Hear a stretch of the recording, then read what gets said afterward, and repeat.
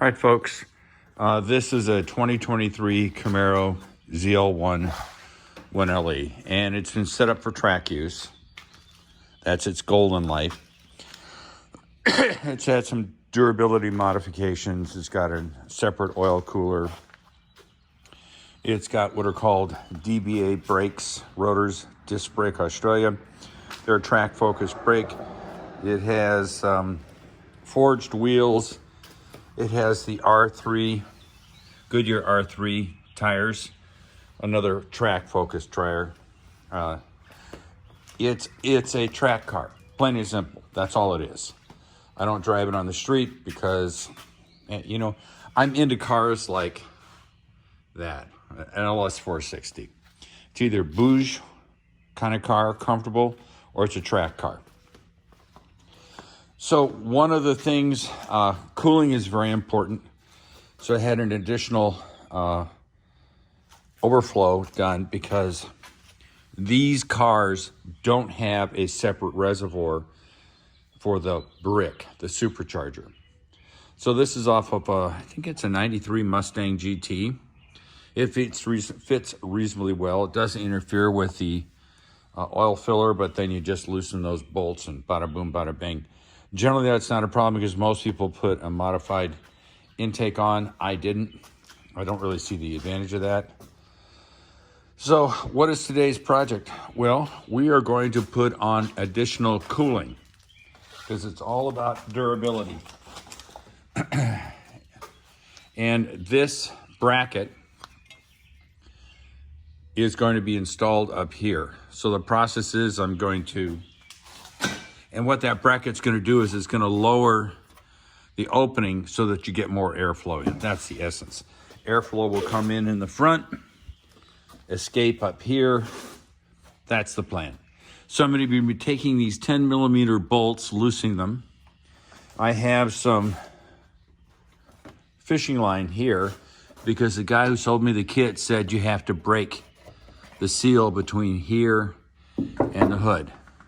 So it looks fairly straightforward. I'm semi-mechanically inclined, but certainly not as good as a lot of people.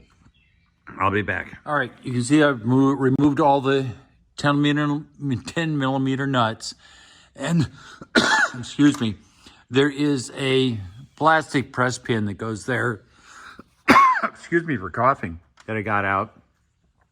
And now I have to release the seal that holds this up there. Just give you a perspective of where we're at.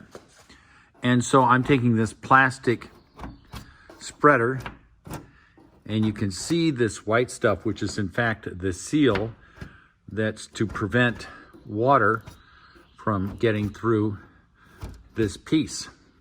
I'll be back. I have this inner shield off. And what I did, as you can see, I went around the edge here with my little plastic tool and picked and spread it out. Now what's interesting is you see this tab and this tab. What you do is it's stuck in there. God, I hope you can see that. A little hard one-handed. And you pull it out like that. And that pulls it out of this spot and this spot. This little tab, and here's the carbon fiber screen. I'll be back. So I've installed it, and as you can tell, this is much wider, better airflow, less under hood pressure.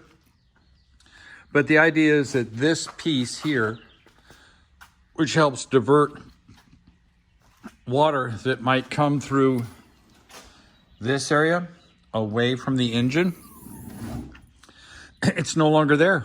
So that means you'll be flooding the engine compartment with water. Now, I have a friend who's a professional mechanic, says, don't worry about it. Everything under here is sealed. Don't worry about it. But if you are in a really heavy rainstorm, you may not be running a car like this anyway. It's got 650 horsepower, supercharger. It's a very cool car. Wish they still made them. And then I use this blanket to protect this, so if anything dropped down, I didn't lose another bolt. You've got the short ones, you've got the long ones. The long ones fit here, here, here, here. They're 10 millimeter, here, here, here, here. And then I hooked them back up here for the back of the fiberglass. And I think I used the short ones back here. Dealer choice. There may have been long ones initially, but as it currently stands, I'm using short ones. And then this is all the areas where the rain cover was. You can tell from looking at it like this, you can see how these threaded areas, these bolt holes, go back here.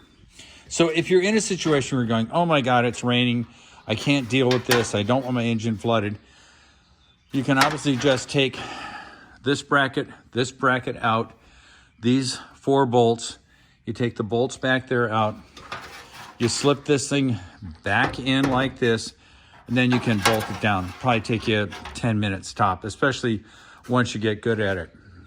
The goal for all of this is reliability, cooling. The only downside, like I said, is if it does rain, it's going to come through here and it's going to flood the engine.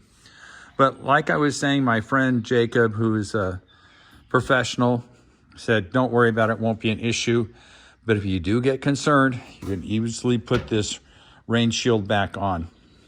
So I hope this helps somebody. Love you all. Peace out.